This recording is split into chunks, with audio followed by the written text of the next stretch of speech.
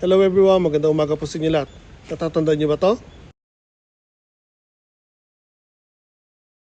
Yung bahay na yan, hindi ko po nakuha. Pero same time, na nalaman ko na hindi ko makukuha yan, nalaman ko na makukuha ko to. Kasama ko si Papa Takeda. Yun ang tumulong sa akin.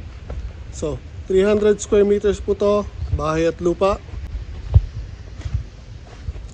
Plus, bahay, lupa, may mga parking, bodega, extension,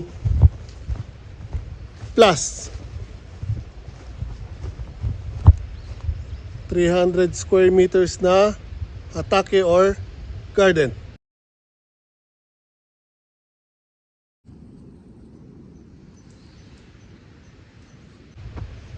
Hindi pa tayo nagtatapos dyan. Plus, insert. Ito. So, hanggang dun. 300 square meters din po yan. So, taniman to ng palay. Kasama yun doon sa lupa na nakuha natin. Tanim tayo dito ng patatas, kamote, sibuyas, kung ano pa. 300 din po yan. So, 600 plus 300, 900.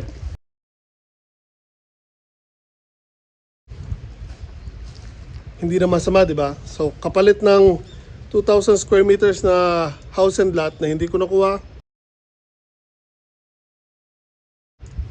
ito po pumalit. 900 square meters. Pero, ito pa isa.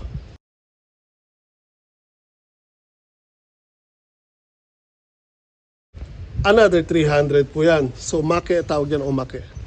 Libre po nakuha yan. Kasi, pag-aari din yan na nagbenta nito. And kung makukuha ko to, may iwan lang yon. So, isinama niya na po. So, all in all, 1,200 square meters. Kasama po dito sa usapan na ito. So, now, ayusin ko to. And one day, sasama kayo once na pwede ko na po itong ayusin. So now, andito lang tayo, sumilip lang tayo. Pero siguro in 1 week or 2, pwede na akong pumasok sa loob ng bahay. Kasi as of now, hawak pa rin ng nagmamayari yung susi ng bahay. So hindi pa natin pwedeng pasukin ng loob. Pero again, may bodega dito. May toilet. Sa labas. Ang daming bonsai guys. Oh. Bukod doon yung mga puno na bonsai, mga pinapalaki. Ang dami rin po dito. So, hindi po natin papatayin yan. Hindi natin basta puputulin. Bubunutin natin yan. Ilalagay natin sa malalaking paso. Gagawin natin mga bonsai na malalaki. Ang gaganda po niya, no? Tapos, yung pwesto niya, gagawin ko po yan ng house. So, bodega. Gagawin kong baklasan ng mga ginagawa ko. Gagawa tayo ng house dito. So, gagamitin ko itong yan yung semento na yan para base ng binilaws or house na gagawin natin. Tatanim tayo dito ng mga papaya, bayabas, mangga. Dito po natin ilalagay. So malaki na po ang gagawin natin, mataas na para kahit lumaki yung papaya natin, bayabas, wala pong problema. And in between, mula dito, tsaka dyan, lalagyan ko ng bubong, tapos drainage ng ulan.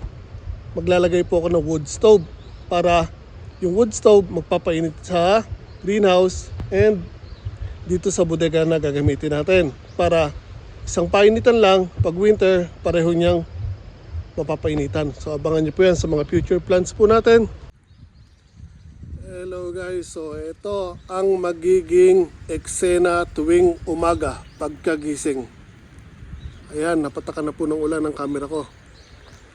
Tingnan kung gaano kaganda po ang paligid natin or paligid ng bahay or bahay at lupa na nakuha natin. Bundok. So, maglalakad lang po tayo ng konti.